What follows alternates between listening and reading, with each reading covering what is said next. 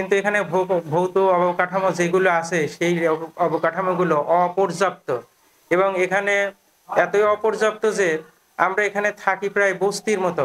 আপনারা এখানে ক্যামেরায় দেখছেন যে আমার রুমটা কত সংকীর্ণ।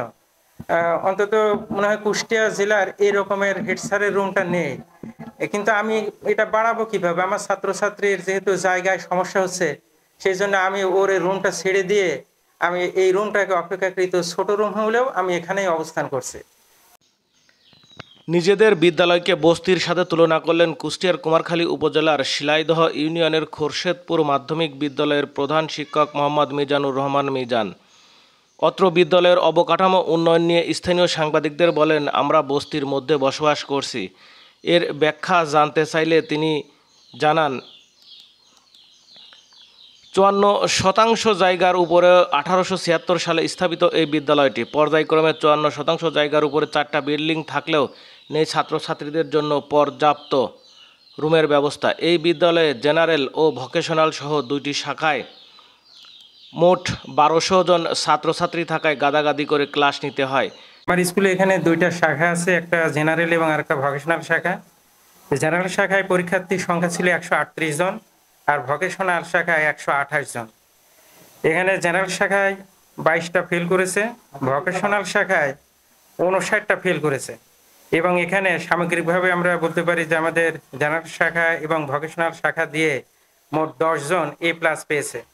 আর এ পেয়েছে জেনারেল শাখা থেকে 21 জন, ভোকেশনাল শাখা থেকে 68 জন, আর A-32, B-32, C-22 এবং F-28 অর্থাৎ ফেল 28। এই মোটামুটি আমাদের চিত্র। এখানে পার্সেন্টেজ হিসেবে যদি আমরা যাই তাহলে জেনারেল শাখা থেকে 84% পাস আর ভোকেশনাল শাখাটা অবশ্যই এখানে পার্সেন্টেজটা নেই। ফলে সন্তুষ্ট একেবারে এটা বলা যাবে না। ইতিপূর্বে আমাদের যে রেজাল্ট ছিল সেই রেজাল্ট থেকে এবার ভোকেশনাল শাখা থেকে অপেক্ষাকৃত ডাউন রেজাল্ট হয়েছে। তবে আমি শুনেছি যে শুধুমাত্র আমাদের ভোকেশনাল শাখার এখানেই ডাউন রেজাল্ট হয় নাই, এই উপজেলায় বহু জায়গায় অনেক স্কুলে, নামকরা স্কুলেও ভোকেশনাল শাখার ভালো রেজাল্ট হয় নাই। এটা অন্য কোনো বোর্ডের কোনো সমস্যা বা কোনো ত্রুটির কারণে হয়তো এটা হতে পারে। এর পিছনে প্রথমত যে কারণ সেটা হচ্ছে ছাত্রছাত্রীদের আমার অভিজ্ঞতা থেকে দেখেছি যে উপস্থিতির হার অপেক্ষাকৃত কম হয়ে গেছে। আর ছাত্ররা যেহেতু উপস্থিত না হলে এদের পড়াশোনার গ্যাপ হয়ে যায়। আর এরও আগের কারণ যদি আমরা বলতে চাই তাহলে বলতে হবে ওই যে করোনাকালীন সময়ে ছাত্রদের যে বিরাট রকম একটা শিখন ঘাটতি ছিল, সেই ঘাটতিটাই পরপর চলে আসছে, যার কারণে রেজাল্টটা অপেক্ষাকৃত খারাপ হয়েছে। এর অবকাঠামো আমাদের এখানে দীর্ঘদিন থেকে সমস্যা আছে। আমাদের এখানে প্রায় 1200 ছাত্রছাত্রী পড়াশোনা করে। এর অর্ধেকের চেয়ে বেশি মেয়ে আর ছেলে আছে অপেক্ষাকৃত অর্ধেকের চেয়ে একটু কম।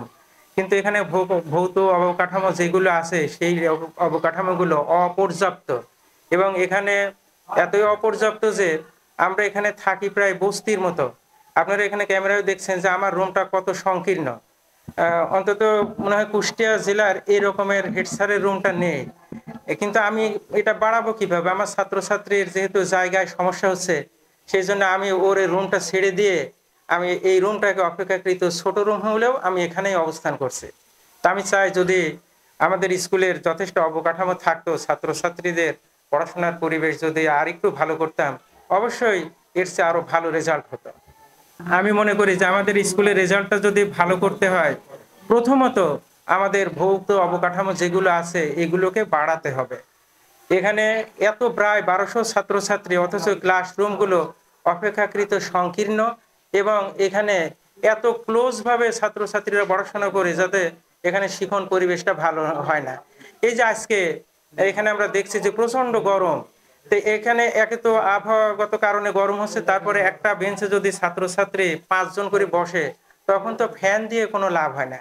তো এরা যদি অপেক্ষাকৃত জায়গা আর একটু বেশি পেত, অবশ্যই পড়াশোনার প্রতি এদের মনোযোগটা ভালো হতো এবং শিক্ষণটাও আমাদের আরো সুবিধা হতো।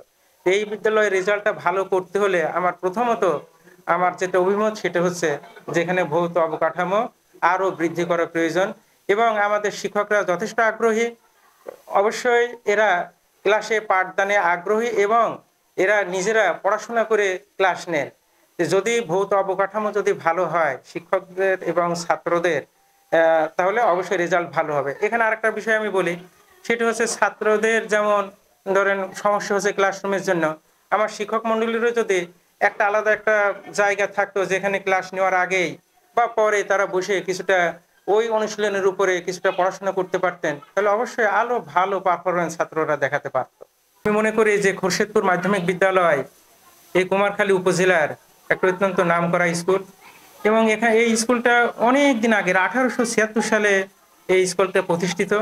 তো এখান থেকে যদি আমরা কল্পনা করি বা চিন্তা ভাবনা করি যে এই স্কুলটার রেজাল্ট এবং এর সামগ্রিক চিত্র যদি বাংলাদেশের মাঝে যদি একটু ভালো করে অবস্থানে আমরা নিয়ে যেতে চাই, তাহলে অবশ্যই আমাদের ছাত্রছাত্রীদের রেজাল্ট ভালো করতে হবে।